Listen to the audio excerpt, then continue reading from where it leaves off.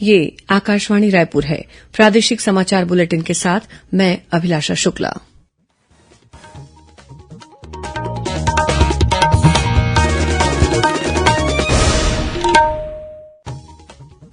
और अब पेश है आज के मुख्य समाचार।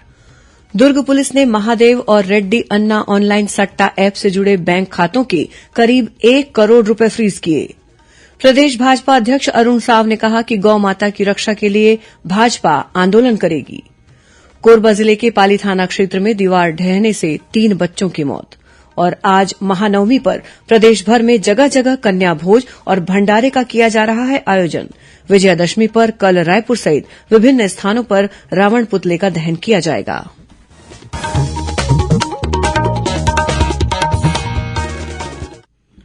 अब समाचार विस्तार से। केंद्रीय सूचना और प्रसारण मंत्रालय ने एक बार फिर परामर्श जारी करके मीडिया से ऑनलाइन सट्टेबाजी मंचों के विज्ञापन प्रकाशित करने से बचने को कहा है। परामर्श में कहा गया है कि कुछ विदेशी ऑनलाइन सट्टेबाजी मंचों ने टीवी चैनल्स पर अपने विज्ञापन के लिए समाचार वेबसाइटों का उपयोग करना शुरू कर दिया है। मंत्रालय ने निजी उपग्रह टेलीविजन चैनल्स और ऑनलाइन सामग्री प्रसारित करने वाले ओटीटी मंचों को परामर्श जारी करते हुए कहा है कि देश के अधिकतर भागों में जुआ खेलना प्रतिबंधित है। ये युवाओं और बच्चों सहित सभी लोगों के लिए वित्तीय और सामाजिक आर्थिक खतरे पैदा कर रहा है। मंत्रालय ने कहा कि सट्टेबाजी के मंचों से संबंधित विज्ञापन और उन्हें बढ़ावा देने वाली सामग्री को अब भी कई समाचार मंचों और ओटीटी पर देखा जा रहा है। इस बीच दुर्ग पुलिस ने महादेव और रेड्डी अन्ना ऑनलाइन सट्टा ऐप से जुड़े बैंक खातों के करीब 1 करोड़ 3 लाख रुपए फ्रीज कर दिए हैं। मिली जानकारी के अनुसार पुलिस ने अब तक इस मामले में 15 आरोपियों को गिरफ्तार किया है। इनके पास से 31 नग मोबाइल, 10 नग laptop, 24 ATM card, 16 chequebook, 12 passbook, 11 SIM card सहित सट्टे के दौरान उपयोग में आने वाले उपकरण जब्त किए हैं। गौरतलब है कि मध्यप्रदेश के छिंदवाड़ा से पकड़े गए 9 आरोपियों की निशानदेही और मिले दस्तावेजों के आधार पर 40 बैंक खातों की जांच की जा रही है। इनमें से 6 खातों को फ्रीज किया गया है। मुख्यमंत्री भूपेश बघेल 6 अक्टूबर को गोधन न्याय योजना के तहत 8 करोड़ 13 लाख रुपए की राशि ऑनलाइन जारी करेंगे। ये राशि पशुपालक ग्रामीणों, गौठानों से जुड़े महिला समूहों और गौठान समितियों के बैंक खातों में अंतरित की जाएगी। गौरतलब है कि गोधन न्याय योजना के तहत राज्य में अब तक हितग्राहियों को 342 करोड़ 41 लाख रुपए का भुगतान किया जा चुका है। भारतीय जनता पार्टी के प्रदेश अध्यक्ष अरुण साव ने कहा है कि गौ माता की रक्षा के लिए भाजपा आंदोलन करेगी। उन्होंने भैंसा गांव में गायों की मौतों को दुर्भाग्यजनक बताया है। उन्होंने कहा कि राज्य सरकार गायों की रक्षा करने में असफल रही है। जांजगीर चांपा जिले के पामगढ़ क्षेत्र के मेहंदी गांव में आयोजित एक कार्यक्रम को संबोधित करते हुए श्री साव ने आरोप लगाया कि छत्तीसगढ़ में कांग्रेस सरकार के कार्यकाल में अपराध में बढ़ोत्तरी हुई है। प्रदेश में आगामी 6 अक्टूबर से छत्तीसगढ़िया ओलंपिक का आयोजन किया जाएगा। इसकी तैयारियां लगभग पूरी कर ली गई हैं। इस ओलंपिक में गिल्ली डंडा, पिट्ठुल, लंगड़ी दौड़ जैसे 14 पारंपरिक खेलों के मुकाबले होंगे। इस संबंध में मुख्य सचिव अमिताभ जैन की अध्यक्षता में राज्य स्तरीय समन्वय समिति की बैठक हुई। इस दौरान मुख्य सचिव ने विभागीय अधिकारियों से कहा कि जिन स्थानों पर आयोजन समितियों का गठन किया गया है वहां कल 5 अक्टूबर से पहले सभी स्तरों पर आयोजन समितियों का गठन कर लिया जाए। मुख्य सचिव ने सभी स्तरों की प्रतियोगिताओं के लिए नोडल अधिकारी नियुक्त करने के भी निर्देश दिए हैं। बैठक में बताया गया कि छत्तीसगढ़िया ओलंपिक के आयोजन का दायित्व पंचायत और ग्रामीण विकास तथा नगरीय प्रशासन और विकास विभाग को सौंपा गया है। स्पर्धा का समापन अगले साल 6 जनवरी को होगा। छत्तीसगढ़िया ओलंपिक के लिए 6 स्तर निर्धारित किए गए हैं। इसमें गांव में सबसे पहला स्तर राजीव युवा मैदान क्लब का होगा। वहीं दूसरा स्तर जोन है, जिसमें 8 राजीव युवा मैदान क्लब को मिलाकर 1 क्लब होगा। फिर विकासखंड, नगरीय क्लस्टर, जिला, संभाग और अंतिम में राज्य स्तर पर खेल प्रतियोगिताएं आयोजित की जाएंगी। राज्य स्तर के मुकाबले 28 दिसंबर से 6 जनवरी तक होंगे। छत्तीसगढ़ के आश्रम, छात्रावासों और स्कूलों के मध्यान्ह भोजन में मिलेट्स को शामिल करने के साथ ही मिलेट्स आधारित उद्योगों को बढ़ावा दिया जाएगा। इस संबंध में मुख्यमंत्री भूपेश बघेल ने मुख्य सचिव को कार्ययोजना बनाने के निर्देश दिए हैं। कुपोषित और एनीमिक बच्चों तथा महिलाओं को इस कार्ययोजना में शामिल किया जाएगा। उल्लेखनीय है कि प्रदेश में कोदो, कुटकी और रागी का न्यूनतम समर्थन मूल्य निर्धारित कर खरीदी की व्यवस्था तथा मिलेट्स उत्पादक किसानों को 9,000 रूपये प्रति एकड़ इनपुट सब्सिडी दी जा रही है। खबरों का सिलसिला जारी रहेगा। अभी वक्त है एक छोटे से विराम का। प्रादेशिक समाचार आप आकाशवाणी रायपुर से सुन रहे हैं। अब आगे बढ़ते हैं बाकी के समाचारों की ओर। कोरबा जिले के पाली थाना क्षेत्र में दीवार ढहने से 3 सगे भाइयों की मौत हो गई। मिली जानकारी के अनुसार राहा बड़े बहारा गांव में एक घर के आंगन में खेल रहे 3 बच्चों के ऊपर अचानक दीवार गिर पड़ी। इस हादसे में तीनों बच्चों की घटनास्थल पर ही मौत हो गई। छत्तीसगढ़ विधानसभा के पूर्व नेता प्रतिपक्ष धरमलाल कौशिक ने कहा है कि शरीर की रक्षा और उसे निरोगी रखने के लिए मनुष्य को सदैव प्रयासरत रहना चाहिए। गांधी जयंती के उपलक्ष्य पर बिल्हा के दगौरी गांव में आयोजित निःशुल्क स्वास्थ्य शिविर में उन्होंने कहा कि शरीर को स्वस्थ रखने के लिए समय समय पर चिकित्सकीय जांच भी कराई जानी चाहिए। 3,000 से अधिक ग्रामीणों ने इस स्वास्थ्य शिविर का लाभ उठाया। इस दौरान पौधारोपण भी किया गया। शारदीय नवरात्र के आखिरी दिन आज प्रदेश में महानवमी मनाई जा रही है। आज सिद्धिदात्री रूप में मां दुर्गा की पूजा अर्चना की जाती है। राजधानी रायपुर में जगह जगह कन्या भोज और भंडारे का आयोजन किया जा रहा है। कल से जंवारा विसर्जन के साथ पूजा पंडालों में विराजी देवी प्रतिमाओं के विसर्जन का सिलसिला शुरू होगा।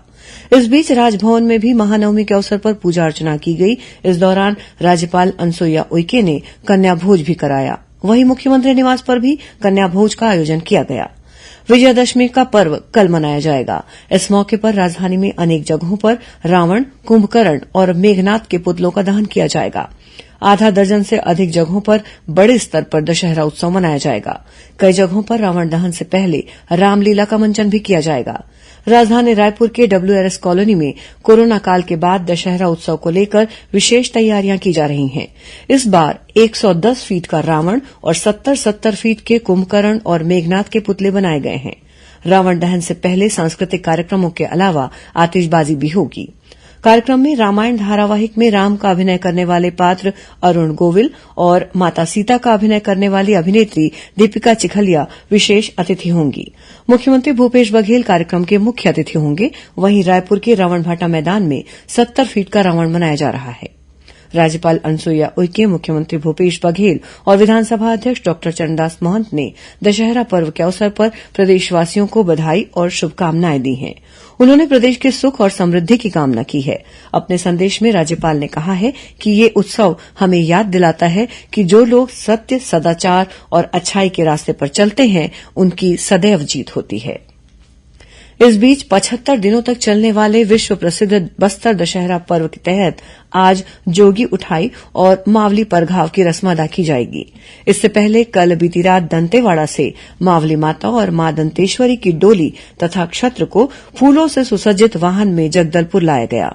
बस्तर दशहरे के बारे में और ब्यौरा दे रहे हैं हमारे बस्तर संवाददाता संतोष वर्मा। बस्तर दशहरा में आज जोगी उठाई व मावली परघाव होगा। दंतेवाड़ा से रात्रि में पहुंची मावली माता व दंतेश्वरी माई के डोली व छत्र को बस्तर राज परिवार के सदस्य, राजगुरु व मां दंतेश्वरी के पुजारी तथा बस्तर दशहरा कमेटी के अध्यक्ष एवं सदस्यों द्वारा परघा कर जगदलपुर के मां दंतेश्वरी मंदिर में ससम्मान रखेंगे। मावली परघाव को देखने के लिए भारी संख्या में जन सैलाब उमड़ पड़ते हैं। इसके लिए प्रशासन द्वारा पूरी तैयारी कर ली गई है। आकाशवाणी समाचार के लिए जगदलपुर से मैं संतोष वर्मा। वहीं विजयादशमी के अवसर पर कल 5 अक्टूबर को राष्ट्रीय स्वयंसेवक संघ द्वारा नागपुर में आयोजित होने वाले कार्यक्रम में संघ के सरसंघ चालक डॉक्टर मोहन भागवत उद्बोधन देंगे। इसका सोशल मीडिया में फेसबुक, ट्विटर सहित विभिन्न प्लेटफॉर्म पर सीधा प्रसारण किया जाएगा। 22वीं राज्य स्तरीय शालेय क्रीड़ा प्रतियोगिता में रायपुर संभाग ने ओवरऑल चैंपियन का खिताब अपने नाम किया है। 1 अक्टूबर से शुरू हुई इस प्रतियोगिता का आज समापन हो गया। समापन और पुरस्कार वितरण समारोह को संबोधित करते हुए रायपुर पश्चिम के विधायक विकास उपाध्याय ने कहा कि बच्चों को पढ़ाई के साथ खेलकूद पर भी ध्यान देना चाहिए, क्योंकि मानसिक विकास के साथ शारीरिक विकास भी जरूरी है। इस प्रतियोगिता में रायपुर, बस्तर, बिलासपुर, सरगुजा और दुर्ग जोन के 1500 से अधिक खिलाड़ियों ने 10 विभिन्न खेल विधाओं में हिस्सा लिया। और अब पेश है मौसम का हाल। मौसम विभाग ने प्रदेश के सूरजपुर, कोरिया, रायगढ़, जांजगीर, बिलासपुर, कोरबा और कबीरधाम सहित इससे लगे जिलों में गरज चमक के साथ वज्रपात होने की चेतावनी दी है। वहीं प्रदेश के कई इलाकों में अगले 24 घंटों के दौरान हल्की से मध्यम बारिश होने की संभावना है। अब कुछ अन्य खबरें संक्षेप में। मुख्यमंत्री भूपेश बघेल ने रानी दुर्गावती की जयंती पर उन्हें नमन करते हुए इस मौके पर जारी अपने संदेश में कहा है कि गोंडवाना साम्राज्य की रानी दुर्गावती साहस और वीरता की प्रतीक हैं। मध्य रेलवे के सोलापुर मंडल के दौंड मनमाड़ सेक्शन के काष्ठी और बेलवंडी स्टेशनों के बीच दोहरीकरण का कार्य किया जाएगा। इसके कारण 6 और 13 अक्टूबर को बिलासपुर पुणे एक्सप्रेस और 7 तथा 14 अक्टूबर को पुणे बिलासपुर एक्सप्रेस रद्द रहेगी। सक्ती जिले के डडई गांव में ट्रक की चपेट में आने से पिता पुत्र गंभीर रूप से घायल हो गए, जिन्हें अस्पताल में भर्ती कराया गया, जहां इलाज के दौरान पिता की मौत हो गई। जांजगीर चांपा जिले के अकलतरा के बीओ को वेतन भुगतान में अनियमितता बरतने के आरोप में निलंबित कर दिया गया है। और गुजरात के गांधीनगर में आयोजित 36वें राष्ट्रीय खेल में छत्तीसगढ़ के खिलाड़ियों का लगातार बेहतर प्रदर्शन जारी है। इसी कड़ी में कल हुई तलवारबाजी प्रतियोगिता में पुरूष वर्ग में प्रदेश की टीम ने कांस्य पदक प्राप्त किया।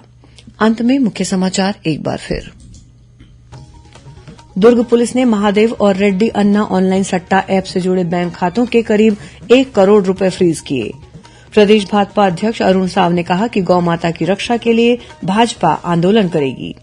कोरबा जिले के पाली थाना क्षेत्र में दीवार ढहने से 3 बच्चों की मौत।